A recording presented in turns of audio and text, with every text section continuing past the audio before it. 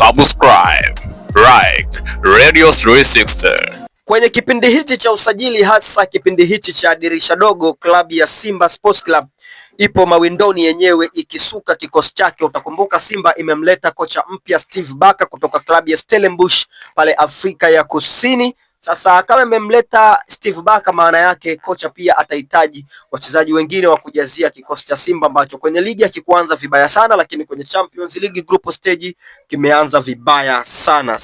Sasa kipindi hichi cha usajili, Simba ipo sokoni kusaka mshambuliaji, na tulizozinyaka kutokea hapa Radio 360, taarifa zisizokuwa rasmi sana lakini ni tetesi, zinaeleza kuwa mshambuliaji kijana raia wa Ivory Coast, huyu ni Dramane Kamagate mwenye umri wa miaka 20 ambaye anautwanga kwenye klabu ya San Pedro, tayari amesajiliwa na klabu ya Simba Sports Club, ingawa bado hakuna uthibitisho wa moja kwa moja, yani wa asilimia moja kwa moja kutoka kwenye chanzo husika, yani Simba wenyewe hawajatangaza.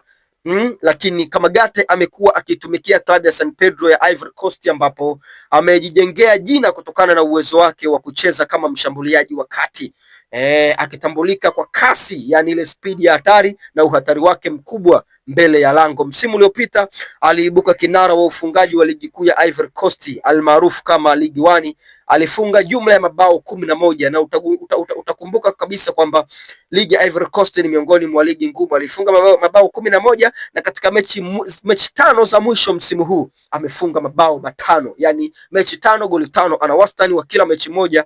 Huyu Kamagate Dramane anaingia kambani.